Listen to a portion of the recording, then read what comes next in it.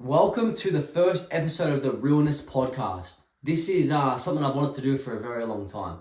Finally, in this year, I have put together this podcast and I'm going to have so many fucking mad guests on this potty. We've got Adam Ludowick, who turned 4 chairs in The Voice. He's an absolutely amazing singer, great human being. And I'm very excited to have him on as a first guest. It's going to be hectic. And so many more people will be lined up for this too. I wanted to make the first episode with myself and talk about my rise from being homeless to social media fame, touch on my mental health, touch on some people I've worked with, collabed with, and just so much more. And hopefully you guys enjoy this potty. If you guys like this, please give it a like, give it a share, drop a comment. First off, I want to touch on how I went about going from being homeless to rising to some social media fame. What a crazy journey it was. Let me tell you this right now. And this is a crazy story that I haven't actually told publicly yet. But I remember 5 years ago when I was watching YouTube and I was watching Luke Irwin's pranks on TV. And I turned to someone and I said to them, one day I will meet Luke Irwin. And it was this crazy idea that I had in my head. I never actually believed that it would happen. And then crazy enough, it actually happened. Like I was literally in his house on the Gold Coast about to fight Justin Ryan. Like, that is fucking crazy, bro. Like my life went from being a homeless to in Luke's house about to fight the biggest meme of the internet. Like Justin Ryan is a meme. So although my career started like as a meme, it's still crazy that I had this vision and I said something out loud. I actually manifested it to happen, which is fucking crazy. So speaking of that, I remember going to Luke's house. So I remember being on the plane and landing in the Gold Coast. And he picked me up in his car, drove me to his house. And when I got to his house, they had the cameras out already. I had not met Justin Ryan yet, by the way. We'd been beefing online for like 5 months straight and we hadn't met. In that video, that's unfortunately been taken down, he was in the back of the house. And I've just gotten to his house with my bags, cameras on, and our first ever interaction was on camera. So for those that remember that fight, when we met and had our face off, that was the first time that I'd seen Justin Ryan in the flesh, in person, about to put the gloves on with him and punch on with him. What a fucking crazy experience that was. You imagine being a kid in a small country town, homeless, and you're about to fight Justin Ryan. Bro, think about it for a second, how crazy that actually sounds. It's fucking nuts. So we done the fight. I got like 200,000 views in the first day on YouTube. It went crazy. By the way, guys, Prime Hydration is the best hydration drink. I don't care what anyone says. Fuck Gatorade. Fuck the rest. I'm not being paid. This isn't a paid sponsorship. I'm just letting you know. Go and drink Prime. Back to the story. These kids were going crazy. And I didn't know how to take it. I was like, why do they want pictures with me for? How fucking nuts. As time went by, it was hectic. You know, I ended up having a mad time in the Gold Coast. And then I get into the part where I want to talk about mental health. This is what happened. So I was on this massive high from being like in the Goldie, fucking at a mansion, like 5 bedrooms, living it up. I was chilling. To losing it all, and I went back to square one, to rock bottom with nothing. And this fucking ripped me in half. This was like probably the hardest thing I've ever had happen to me, because I was living such a high and then I went down to a straight low. And it was so hard to deal with. I didn't really know how to deal with it. That was the start of my mental health problems. I began to find pressure from the social media and mental health. Now I'm in a position where I've got a social media presence, depression and anxiety, and I have to balance both of them. Because one thing that I've always wanted to do is maintain my social media presence and keep my videos going for everyone who watches me, even when I'm fucked mentally. Because I feel like I owe it to all my supporters to create content, no matter what situation I'm in, because they are the reason why I'm here in the first place. And also, shout out to every single supporter that has ever commented on my vids, liked my vids, watched my lives, gifted me.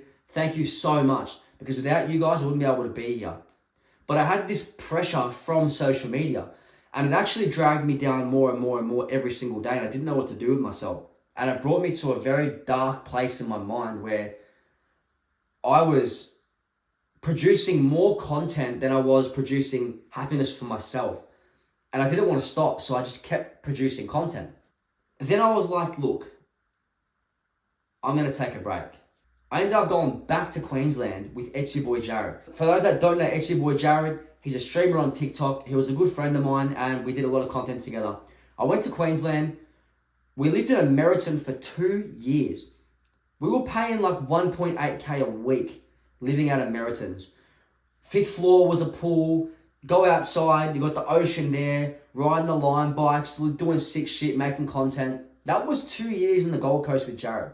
And that's where I was, again, caught up in all the money and the lavish lifestyle and all this stuff surrounding me. And I got so in my fucking head, I was like, this is never going to come crashing down. I got this. It's on lock, you know? Little did I know, I went straight back down again. It all went. And at the same time, it's crazy because so many of the viewers are watching this shit go down. Like, our lives are public. Everyone's watching everything. It was so crazy. And for those that don't actually know, a lot of my arguments and controversy and drama on TikTok was actual real life problems. I'll say it right now. Jared, I'm sorry if you're watching this, bro, and you get angry at this. Me and Jared had so many private fights, it's not even funny, from TikTok. Like, if we had a drama on the app, we'd go off the app and we had dramas in real life. We're in our hotel fucking beefing with each other, late nights, sometimes even a punch on. Like, it actually happened. Like, this shit was not fake. I can't make this up. The next thing I want to touch on is my childhood and how I grew up. Because a lot of you guys know the TikTok me or the Instagram me and not Joey that grew up. I grew up in a place called Wangaratta, which is 2.5 hours out of Melbourne. It's a very small country town. It's literally the bush. There's nothing there. I went to school at St. Bernard's Primary School, and my grandfather was the lollipop man there for 25 years. I went to school there. I got bullied up until year 4 or 5, and I left. I had a few problems. I was diagnosed with Asperger's, and I had a high anxiety. And I needed to change because I was getting bullied. I couldn't deal with it. So I went there. Then I went to St. Patrick's Primary School in Wangaratta again. And I dealt with the same problem, which was bullying. And I started to question, like, why the fuck's this happening to me? So I left that school. I went to high school. I went to Galen Catholic College, where the bullying started to happen. Now, in my home life, it was very difficult. My parents divorced when I was 12 years old. And I was going through things at home that not many 12-year-olds should see or be around. And I didn't really know how to navigate my way through it. I was just a kid. And I had a little sister at the same time that I was trying to help raise because there was a few things going on in my household that weren't sitting right with me. So with all this stuff going on, the bullying at school, the issues at home, being there for my little sister, it all was so much. I was a really troubled kid, really quiet in school. I didn't say a fucking word. You would not catch me hanging out with a friendship group in school. You would catch me sitting down by myself, eating my lunch, or in the library reading a book or something. Like, complete different person to who I am now.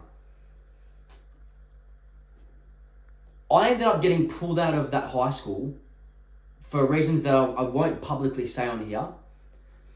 And my dad, he left his job, which he was a co-owner and business partner of a place called the Wangaratta Gateway, which is a 4.5-star hotel in Wangaratta. He left that place, dragged us out of school, and gave us a new life in Melbourne. You know, he wanted us to see something new. We'd never even seen a skyscraper before. We didn't know what that was. So we went to Melbourne. I went to a place called Point Cook, and Point Cook Senior was a public school that I went to. That was a whole different ballgame. Galen was a Catholic school. Now I'm going into a public school, and I didn't know the difference. Catholic schools are very, to themselves. The kids are different. It's more of like a nerdy type school. Public schools, you have the cool kids, and everyone's playing rugby at the school, and punch-ons are happening, and it's pretty fucking wild. The first day I went to Point Cook Senior, I got a fucking rude awakening because I didn't know what to expect, and I actually went to that school and didn't know how I was going to fit in. The problem was I was trying too hard to fit in. And that was always my issue. And I guess that stemmed from me being alone in primary school and high school in Wangaratta. So I tried to fit in to a group that wasn't me. And it just didn't work for me. So again, at that school, I ended up playing guitar. I did guitar lessons. I ended up sitting by myself. I competed in a talent show in school. I was like a quiet kid once again. And then a couple of boys, shout out to you boys too, I won't name drop in this podcast, but a couple of boys took me under their wing, started teaching me how to fight, started telling me how to defend myself, hung out with me and made me feel accepted. They accepted me in their group, which was cool. And it was a lot of the older boys that accepted me in, And love to all of you boys too. You know who you are. A lot of the older boys took me in and accepted me, and I started kicking it with those boys, and I was like, oh fuck, this is mad. And then, and this is not to blame anyone at all, this is my own fault. I went off the rails, started sneaking out of home. I got bashed by a group of people from sneaking out of home. I ended up being around the wrong people and going off the fucking rails. I was the kind of kid where I was stealing from shops just to get by and just doing stupid shit. I lost my first job in Point Cook. It all went downhill. And that was my upbringing. And a lot of it was my fault. But a lot of it also wasn't.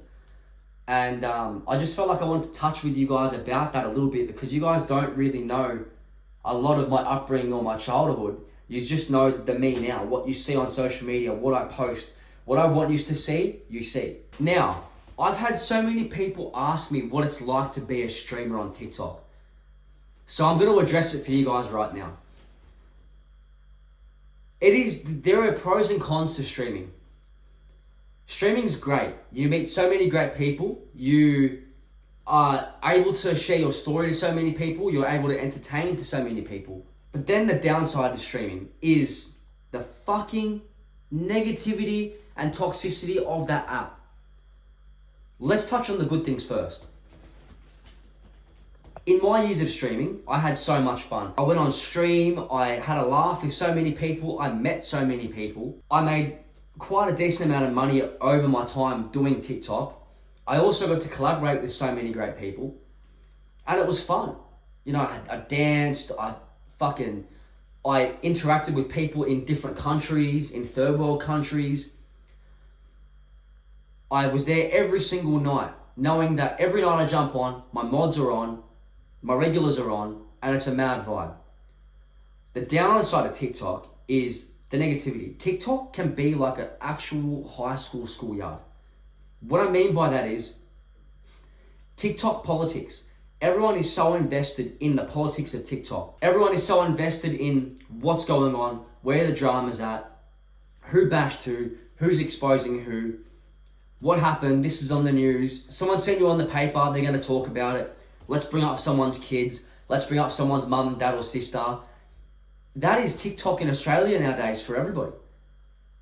That's the downside. And the sad part about this is, I don't think that streaming is worth your mental health. Because unfortunately, the bad outweighs the good here. It's more shit than it is good nowadays. Back when I first started in 2018, I remember I would battle these group of heads. Humdinger, rest in peace to Humdinger by the way. Humdinger, Castro Saleh, Wesma, Luke Irwin, Justin Ryan, Gout Gang, you name it, Chaz. They were the heads that were on there, and we were having so much fun, man. Dare battles, doing funny shit. You couldn't even like a live back then. It was just fun, raw, authentic. People had a laugh. There was no recycling. There was no double taps. There was no drama, no exposing. It was just fun. And then you had the fucking people like the Hot Seat podcast, the lesbian drama,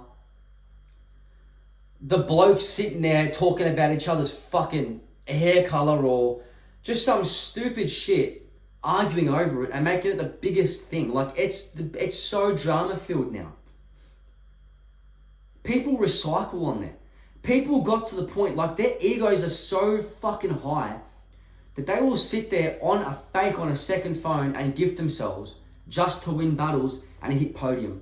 That number one spot makes them feel like they are special and somebody. That number one spot means nothing but a bit of cash in your pocket. Let me make that very clear right now. But that's what TikTok has become. So for me, I used to enjoy streaming. Now I don't stream at all. It's just no fun anymore. And I don't know if anyone can relate. I'm not sure if there's any streamers watching this right now, or any people that may have streamed and quit because they realized this earlier than I did. But if you're watching this right now, this isn't a dig at anybody. This is the reality of it. This is the truth about TikTok, and this is how it works. And don't get me wrong, there are some fucking good streamers out there right now that do their own thing, do cooking streams, that do IRL streams, that just purely invest their time and energy into their craft and their supporters because they enjoy it. And the people that are on there only for the money are the ones that are fucked. They are the ones that just don't care about their supporters so much. You will understand this in time if you watch certain streamers. I don't want to keep this too long today, so I'm going to cut it here. The next episode, we will be speaking with Adam Ludwig, and I'm so excited. I hope you guys enjoyed this, and if you have enjoyed this, please subscribe, please follow, share, like, and comment. I wanted to get this out today just to give you guys a little introduction to it and see how many people enjoy this pod. But thank you so much to everybody. And yep, I will see you guys in the next one. Big love. That's the Realness Podcast with Joey Kersey. I'll see you next episode.